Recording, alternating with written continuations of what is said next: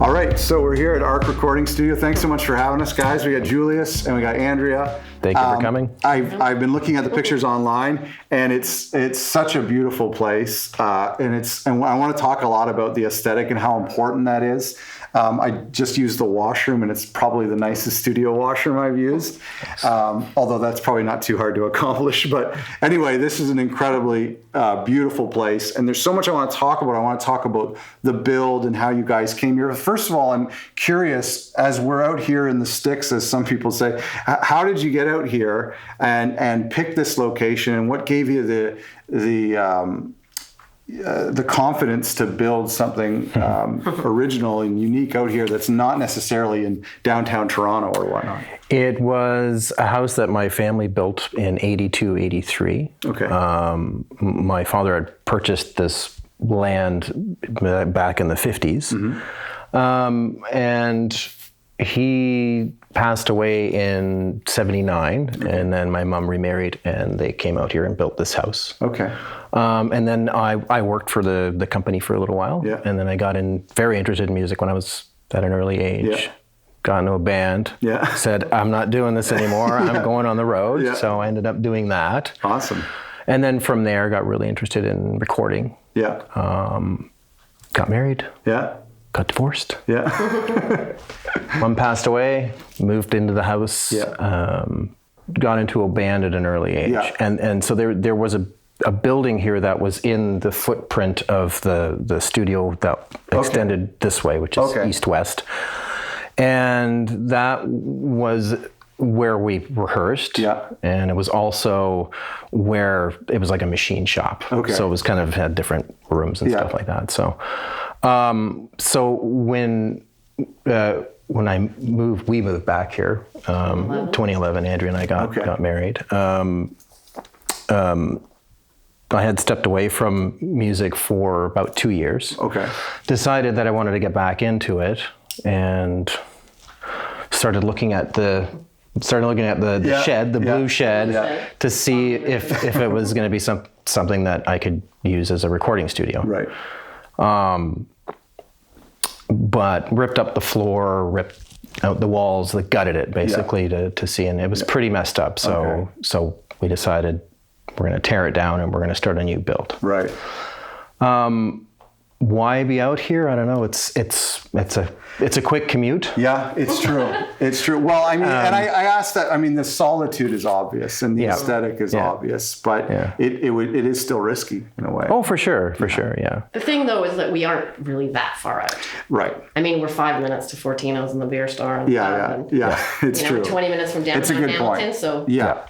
Yeah, it's a good point. So people can come and be instantly in the country, but they're not really very far away. Yeah. Do bands, I saw a shower over there, I didn't get a chance to use it, but do bands sleep out here, like for some projects? We have a farmhouse that's on the other side of the property, and we're almost ready to have it available for bands to stay at. So if they do want to stay here, make a record for a couple weeks. And that's awesome. Yeah. It's a beautiful property over there too. Yeah. So. Well, and we'll take a look at the B-roll too, but there's that hammock out there that I saw right away. It looks, there's just little things like that. And we've talked about the rugs when we were off camera, which is good because it's embarrassing for me, but I love the rugs. Most studios, I said this to Julius, most studios are just an IKEA rug, just that same old red IKEA rug. So we've got a nice Mexican rug over here and some incredible stuff. But it's these little things, I think, when you're making a record. I mean, anywhere can be gray walls. Yeah. But it's the little things that inspire or that just relax you, I think. Absolutely. Yeah. And so that was, looking at the interior design of the bathroom, like how important was that vibe and aesthetic to you guys instead of just making it, Yeah, it was essential. Yeah, that was on the top of our list. We really wanted it to be warm and welcoming and a place where you could really just feel safe and comfortable and I'm not be inspired, just that's Certainly part of it, yeah. I don't know if you noticed the wallpaper in the bathroom. I did. There were dogs of some sort? It's a dog. A dog? A dog. It's Porter. It's my old dog. Really? Yeah. So it's a custom wallpaper? It is custom wallpaper, yeah. He was a beloved studio dog, especially with the fellows from Protest the Hero. Oh, okay. Yeah. So we wanted to incorporate him into the new studio. Oh, wow. And I have a good friend that lives in the UK who just started making, she's an artist in photography. So yeah. She started making custom wallpaper. So oh my gosh, so we'll get a shot of that. In there. Yeah. That's incredible. Yeah. You know, when you're coming up with a long list of things to buy to the studio, custom wallpaper usually isn't one of them. Not on the list, no. Good for you. Yeah, actually, I was just admiring it, and it's just. I think it's important to feel comfortable, and there are certain people who wouldn't like this place because they can't make a mess and they can't, set it on fire. But right. for a lot of people, it's really comfortable and it feels like home or better than home. Yeah, definitely. That's great. Okay, so this where we're standing here, and the other thing I'm really curious about, when you have a huge area, how do you decide how big to build or how small to build? How did you limit yourself to this live room, the control room, et cetera? Well, we didn't want it to be too big, but big enough. I definitely wanted a live room. This was about the dimensions of the live room that I had in my head that would make a good drum room. Right. And definitely to have the high ceilings was beautiful. Crucial for that. So that part of the studio is the same size as the old building that was here. So I kind of went from there, and my original idea was to just build a live room onto that old building. Okay. So I sort of kept that dimension sort of. It's going to be an addition. Yeah. So that's kind of how that. Okay, on fast forward, take me from the beginning. Was there a concrete slab poured? Like, what did the foundation look like? So there was a foundation and footings foundation, and then lots of gravel, and then they poured the concrete slab. Into there. And then they built up all these rooms. And then what is it? Well, it was initially completely open. Okay. So it was in the shape of a T. Okay. Totally open. Yep. And then I had thought about designing it myself. It was not something that was in my wheelhouse or, I just felt it was just too much. And I really wanted to have it to be proper and special, and so I hired a guy named Mark Hunsinger from Toronto, a studio designer guy. Okay, and then we went kind of from there, discussing like how I wanted the layout and where we wanted the control room and the live room. And the ceiling, this was really intentional. How high this is? Yeah, that's incredible. Yep. And it's also just very, especially with the two windows, it's very fitting for the area, right? I mean, you want to be able to see the woods and that was intentional as well to be able to feel like you're see outside in the forest. Yeah. Well, do you pay deer to walk by when people are recording? Or bait them? We should bait. Wild turkeys. Yeah, that's right. Yeah, there are those. They gaggle by every once in a while. Yeah. So I love the windows. There's a double window. So what are in these walls here? Insulation, lots and lots of insulation. Months and months of insulating. How long did the whole project take? 2 years. Yeah. Wow. 2 years. Wow. And how long have you been recording here? Since August. Oh, okay. Yep. Yeah. Oh, wow. This was a long process, eh? Yep. And you could tell the story about the trees. Oh, okay. Yeah, what's up with the trees? So there were 3 trees here. So there were 2 hickory trees and a maple tree. They were actually pretty much like right here. Yeah. So in order to have the live room here, we cut down the trees, but we repurposed them. I found a guy that has a portable mill. Okay. Just lives like 10, 15 minutes away from here, Jacques Dupuis. Okay. And Jacques came by with his portable mill. And he came by with a portable mill, and I had cut them into 8 to 10 foot lengths with a chainsaw, and then he basically sliced them into boards. Okay. And then they dried out back on. Yeah, we stacked them and dried them for 2 years. Well, we thought it was only going to be a year. But then it turned out to be 2 years. And then this turned, Okay. So, yeah. And what's the plan for them? So then Andrea's dad, Pat, came down from Winnipeg, and then he was here. We thought, okay, we'll take about a month to put them on the walls. So, but it ended up taking 3 months, and Pat ended up leaving. But he was here for a month, sanding and cleaning the boards and cutting, like helping us do that. So, and then it took us we pretty much had 2 months. To put it on with scaffolding. So that's that. Those are the boards on the side of the wall. Trees are on them. Oh my gosh. Yeah. What a great end to that story. I would not have guessed that. That is incredible. Yeah, so it's maple for the first 4 rows, and then hickory, and then you can see the white one up there, that's maple, then continued up to the top. Oh, wow. And we did it, we would do one section of 4, then we'd go across, and we kept going back and forth because we kind of were trying to mirror the design on the wood. Oh, man. Yeah. And there's animals, what a great story. And stuff that you can see. What a great Jay, you must love that. There's a fish over there. Yeah, there's a little fish here. Oh, yeah. That. Yep. And there's a matching one on the other side. Behind the mesa booby there. So those are big trees. Yeah. They were pretty big, yeah. That's, I mean, if you have to tear them down, that's a great thing to do. Yep. It's one of those projects that you have no idea how long or what it's looked like until you're in it. Yeah. Yep. Well, it's really cool the thickness of the windows too. So you have double windows there. Yep. Yeah. So That's again, insulation. It's all insulated in there. Yeah. And it's very quiet, but very nice in here. And what about the AC? Because we're here in the middle of July, so it feels perfect and you don't hear anything. Yeah, there's no sound. The air conditioning was all custom and it's all insulated. Wow. All through there is all stuff. Yeah, wow. all the ductwork. What about these beams? Where did they come from? We got them from Caster Center. There's a couple out there that tear down old barns. Oh, okay. So his entire yard is full of barn beams. Are they just aesthetic or are they part of the structure? They're somewhat supporting stuff, but for the most part, they're aesthetic. Yeah. Beautiful.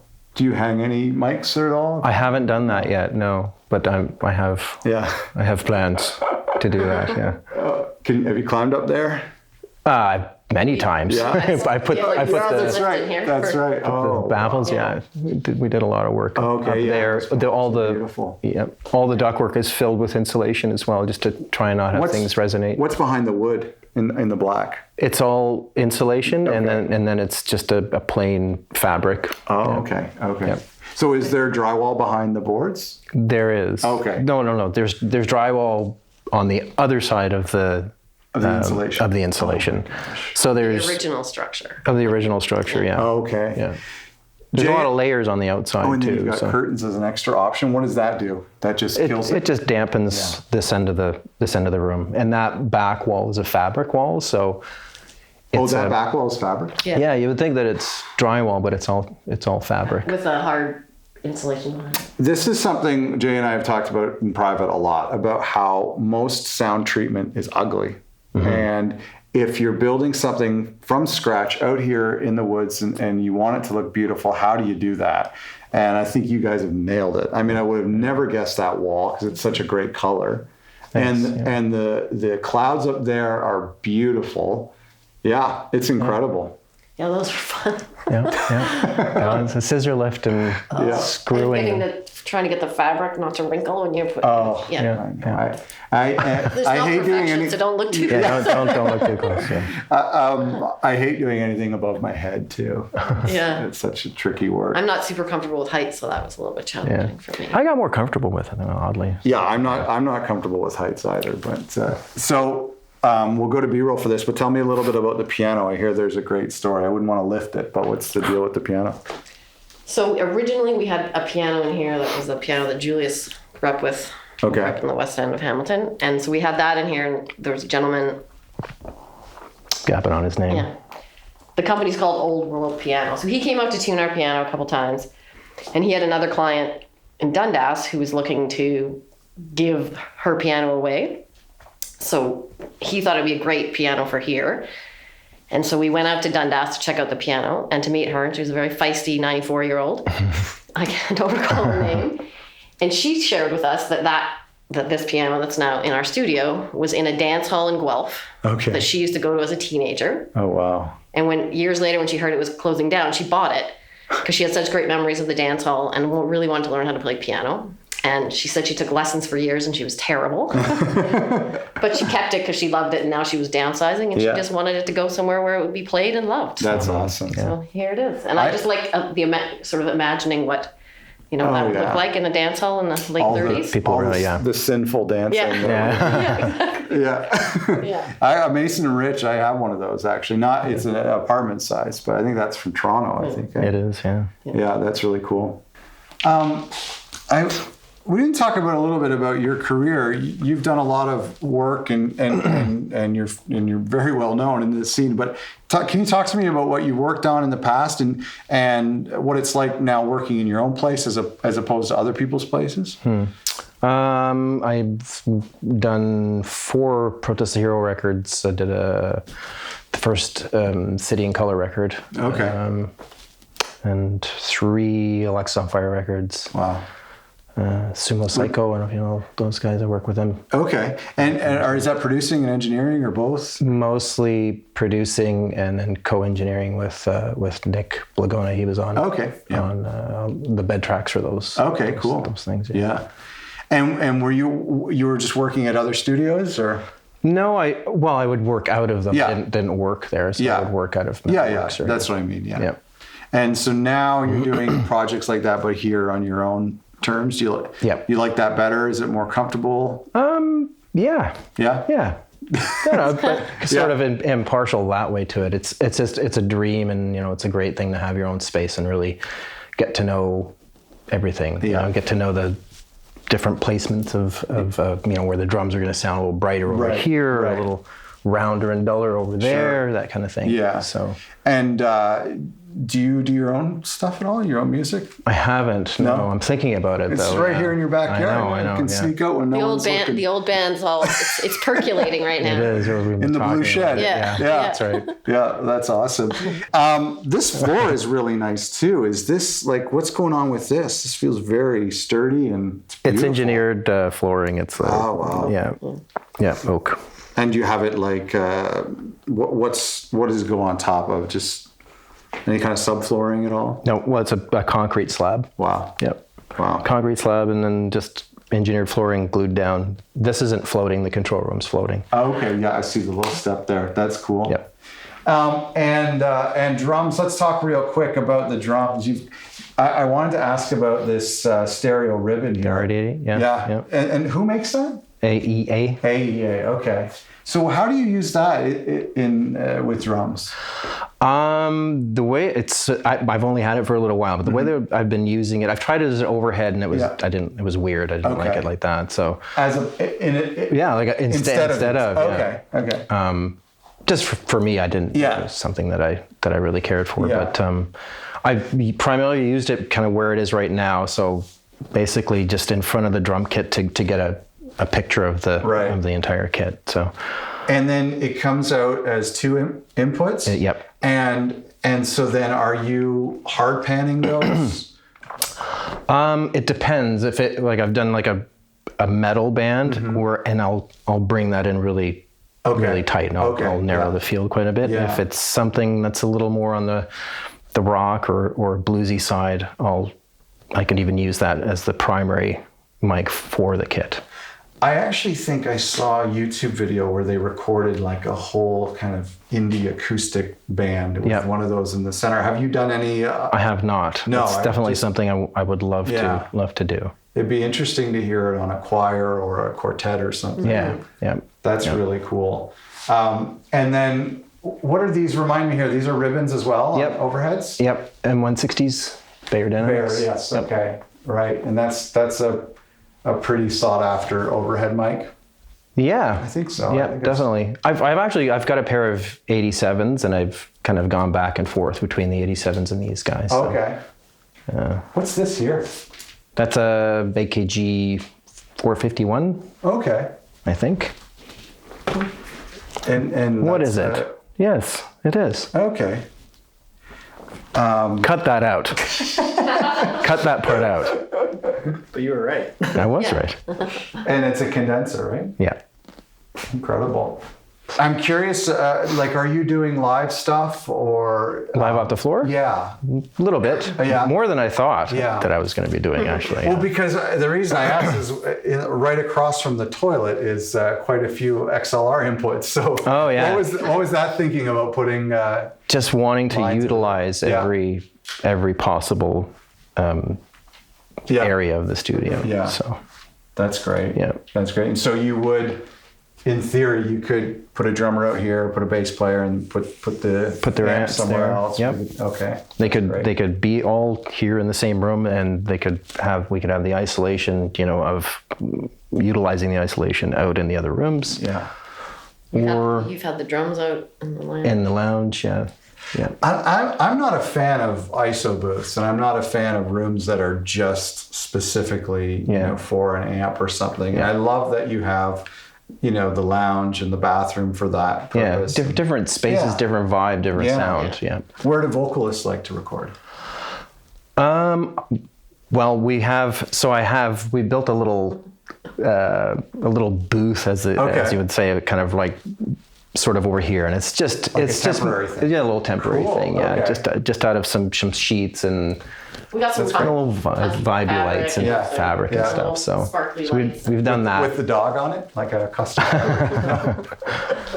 No. What is beyond these doors, if I can ask? So that's the load-in doors. We can open that if you want to check it out. And so it just goes outside. Oh, wow. Look at this, another door. Oh, okay. It's just outside. Oh, wow. It's going to screw with the lighting there, isn't it, Jay? Sorry. And there's a garage there that you used as well, haven't you, Matt? As a reverb chamber, yep. Here we are out in the woods, and Andrew told me, and I'm disappointed you haven't done any recording outside. Yeah. You would think you could... Totally wanting to do that. Oh, so that's going to happen this summer, I think. Even just put a mic out there and record the birds or something. Yeah. That's great. Yeah, I'd love to, like an acoustic player, acoustic guitar, and just kind of... go out somewhere and I think it'd be great. I love that kind of stuff, that kind of character. Yeah. This is such a beautiful place and such a beautiful room, and like Jay and I go to so many different places, and we were just like oohing and awing as we were coming up the driveway. Even the driveway is beautiful. We'll get some B-roll of the driveway. Yeah. Let's go into the control room and take a look at the console in there. Cool. I'm excited to talk to you about the Rupert Neve and more specifically why you decided to go in this direction, because there's so many options. And this is the first of these new Rupert Neves that I've ever seen on our tours. I'm not even aware of something this large. I've seen those cute little wooden box ones that they do. Yeah, and, the summing mixers. Yeah. So can you tell me a little bit about this and how you made the decision to go this route? It wasn't easy. I looked for a while, for many months. Mm-hmm. Initially was looking at maybe an API. Mm-hmm. Kind of went around to the AMS Neve. They have I think it's the Black series. Yeah. I could be getting that wrong, but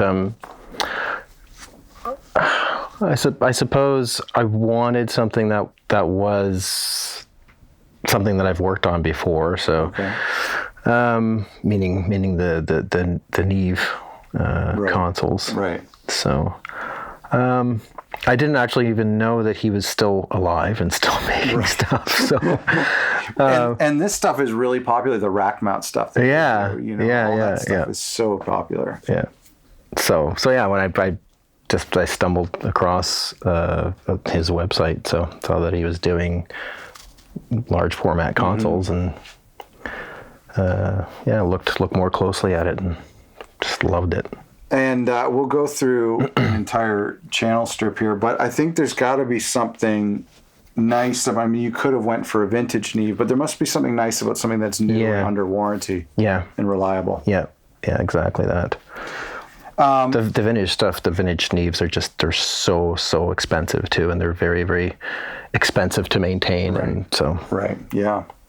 And you don't know what you're getting too, and that's the other thing is picking something up. I've talked to my tech about this, James, several times too. Yeah. It's like you think you might be buying something that's reliable and good. And you find that it's someone's been in there way too many times, tinkering around, changing this, modifying that, and yeah. So.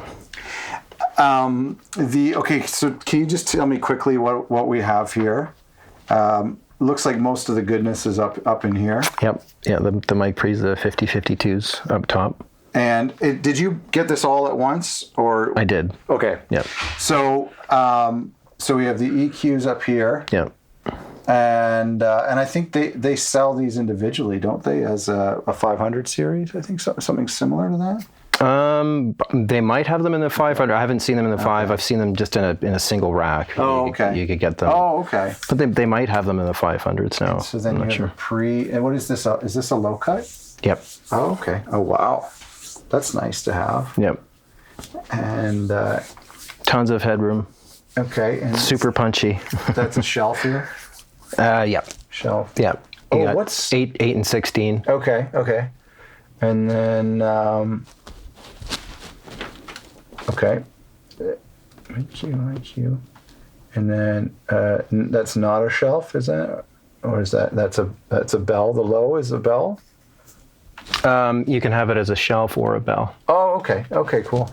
And then what about the silken texture? What does that sound like? There's 2 different settings, and then you can adjust the amount. Oh, okay. So the red is your top end, and it just adds a little sweetness, little silky. Okay, like shininess, a little bit of air, yeah. And then the blue is for the low end. Interesting. Yeah. So can you only adjust one at a time, or is it whatever it's on? You select which one you want. And do you use that feature a lot? I do, yeah. Yeah. That's really cool. Yeah. And are you doing this type of stuff during tracking? Yep. Okay. Yeah. And do you mix on here? I do, but I just primarily use the mix section for that. Oh, okay. So and I'll spread everything out and bring it up that way, and then use EQs and compressors inside the computer. Okay. And this is part of it here. The faders come with everything. Yes. Yeah. And are they automated? They are not. No. Okay. There's an automation package that you can get. But, I see. Okay. I didn't go that route. Okay. I'm not sure if I would even like something like that now. So that's not your style. I've always mixed in it with an SSL, and I've just zeroed my faders and automated inside the computer. Yeah. Okay, that's cool. Well, that's beautiful. It's a beautiful looking. It totally is. Yeah, and I love their stuff. I mean, even their rack mount stuff is so expensive, but people just rave about that stuff. Yeah. What is this end here for then? It's a split. It is, yeah. Okay. It's a split console, so it's not like an SSL where you have like inline stuff. Yeah. So when I'm tracking, I'll use pretty much all the 16 channels here. Okay. And then my monitoring will be on this side. Okay. Right? Okay. And then I'll send that out to the queue system here. We'll turn around in a second, but do you have other pre's? Not just the. Yeah, I've got some APIs and yep. Yeah, we'll dig into that. There was something I wanted to ask. Where are these guys from? Is it UK? No, they're down in the States. Oh, okay. Yep. Okay. That's really great. So you don't regret your decision. You picked the right one. I don't know, absolutely. That's awesome. Yeah, 100%. And I mean, it is kind of cool, especially from a marketing standpoint, to be one of the very few people in the country to have one. Yeah. I think that's really cool.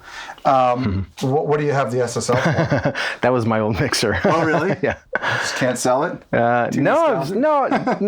I'm probably gonna get rid of it. You don't use it for anything? No, not anymore. That's cool. I was thinking of incorporating it, and I don't need it. So yeah. Well, I'll take it for you. Nice. If you need someone to carry it home. Jay, are we okay to flip over here? Yeah. So let's talk about some of the gear. What's kind of cool about this is there's some unique stuff that we don't always see. And I'll just move these if that's okay. Yep. Which kind of shows me that you have some specific things that you like. Can we start down here for a sec? What are those? Those are vintage Siemens 276s. They're old German pre's. Oh, cool. Those are beautiful. Very Neve-like. James Rowell. Okay, I was going to say, I know could James? tell. I don't, but I've heard of him about 4 or 5 times on the tours, and I can tell by the way things are put together. Yeah.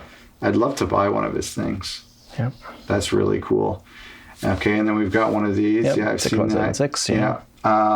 What's this here? I've had that thing forever. Okay. This is a 2-channel compressor? Mic and preamp. preamp. Oh, Yep. okay. Mic preamp, yeah. Is there any EQ on it too? Oh, there is. Yeah, a little bit. Okay. Just on the aux. Yeah. And do you use this much? Not really. No. Not anymore. No. I haven't used it for a long time. Yeah. I've used it on one session where I needed another 2 mic pre's. Oh, cool. Yep. This one here, I'm curious with the ISA, because like every studio, all of the high-end studios, everybody's got one of these Focusrites of one of the ISA series. Yeah. And do you go to this ever? I do, yeah. For vocals primarily. And so we have a preamp and filters. Yep. EQ. Limiter on the end. Oh, wow. A de-esser. Some shelves. Yep. And a de-esser too. Yep. And I don't have the card, so there isn't any digital interface on there. Oh, I see. So. Okay, so... Oh, yeah. But that's an option for it. Yeah. Oh, okay. And what would that be for then? That's just... You just run it straight into your DAW. Oh, cool. And that's something you have to buy extra. Yep. Okay. And then we got API land over here. Yep. That's great. And then is that like a specifically saying I want to use this instead of the Neve? Love them on guitars. Okay. Yeah. Okay. Yeah. That's cool. I did a podcast with someone who has a box, one of the API boxes. Oh, yeah. Yeah. And he was telling me, we can stand up so we don't break our legs here, but he was telling me that, a lot of people say drums and guitars for APIs. For APIs, yeah. And he's a digital, Taylor Dupree is his name, and he's a synth guy. And he was saying that the reason that he bought an API was because the same reason that you want API on drums and electric for that punchiness, you also want on synths. On the synths, yeah. And so he loves it on electronic music. Deadly, wow. So I thought that was a really interesting thought, because they're generally associated with rock and roll. Absolutely, yeah. And country. Oh, really? And country, yeah. Country. I didn't know that.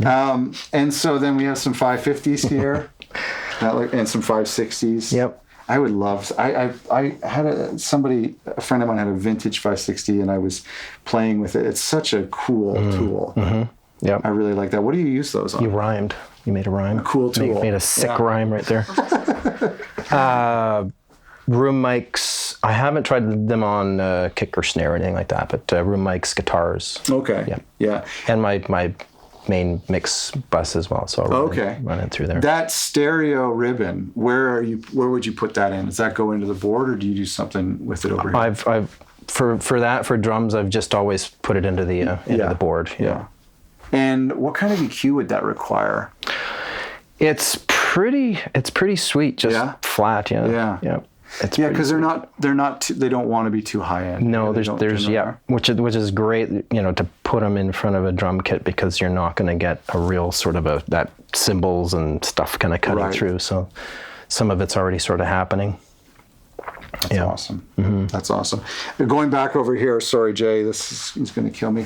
What do we have up here? This looks like a dual SSL thing or something? Yeah, no, it's an Allen Smart. So. Oh, okay. It's.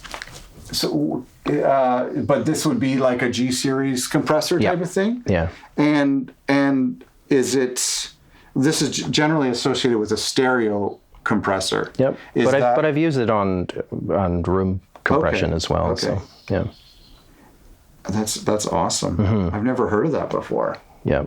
Is that something? Really like it. Is it custom or is that common? Is it a common piece? I don't know how common it is. Sorry, did you say you use it in mixing or tracking? Mixing. Both. Well, primarily for mixing. Okay. Yeah. What kind of bus would you use that on? On the master bus. Oh, okay. Yeah. Okay, cool. Yep. So then you're basically, are you affecting the left and right differently at all, or? I don't put it in the stereo mode. I find that it narrows the width of the mix a little bit if you. Oh, okay. If you put it if you link the two channels together in stereo mode. So I'll keep it in mono mode. And then just keep it the same, or? Yeah, and that will just kind of dial it, balance it out manually. Okay. Yeah. That's interesting. I actually have heard that from another unit. I can't remember what it was, but when you link it, that it narrows things in a little bit. I can't remember what it was that I've heard that as well. Yeah. I'm not sure what. Like, I wonder what the why it's doing that. I would love to know. Sure. Some distressors, we see those a lot. That's really cool. Yep. Everyone's favorite tool. Yep. And then the retro, what is this? The 176. Yeah, it's a tube compressor. Okay. Deadly.